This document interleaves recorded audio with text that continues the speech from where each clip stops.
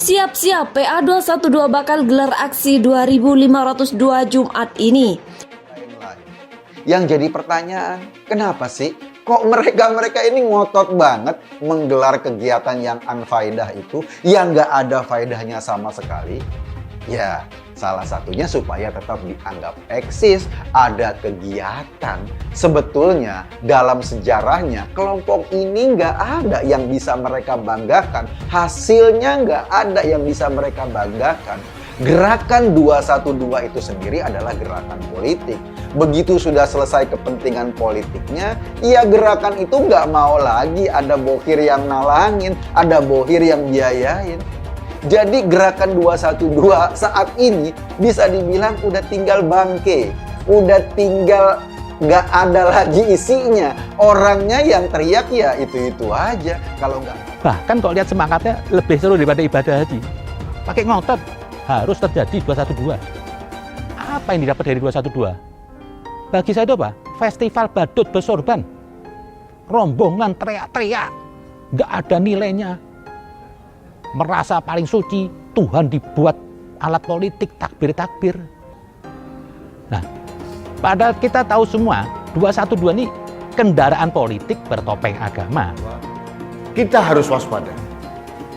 Waspada terhadap kelompok-kelompok ini karena ini saya menduga sekedar penyelamuran, sekedar mengalihkan isu bahwa ancaman yang benar-benar nyata di depan mata kita itu adalah radikalisme agama dan kelompok-kelompok yang ingin mendirikan negara pro-khilafah.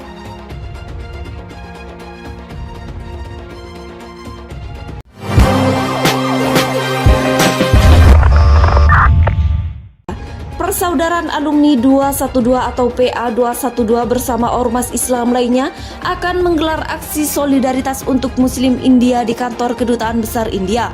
Mereka menyebut aksi solidaritas ini dengan aksi 2502. Wakil Sekretaris Jenderal PA212 Novel Bangmukmin mengatakan aksi ini sebagai tanda solidaritas Muslim di Indonesia kepada Muslim India.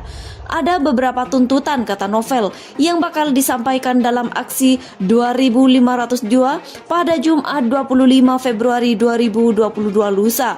Salah satunya tentang penghapusan larangan hijab dan penghentian pembaiatan Muslim di India. Usut tuntas pelaku pembaiatan umat Islam. Seret Pengadilan Internasional Perdana Menteri India yang menyerukan pembaiatan umat Islam ke Pengadilan Hak Asasi Manusia Internasional sebagai penjahat perang, kata Novel Bangmukmin saat dihubungi Suara.com di Jakarta pada hari Rabu 2 Februari 2022. Selain itu, dalam tuntutannya, PA212 juga meminta pemerintah untuk memutuskan hubungan diplomatik dengan India jika pembaiatan umat Muslim masih dilakukan. Meminta kepada pemerintah Republik Indonesia untuk memutuskan hubungan diplomatik, bahkan usir kedubes India kalau India jika tidak menghentikan pelarangan hijab dan pembaiatan umat Islam di India.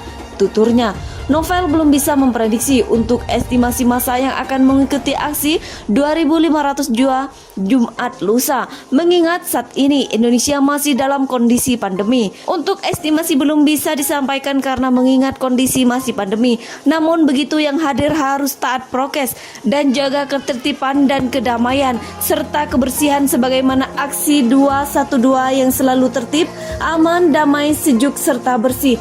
Bungkas Novel.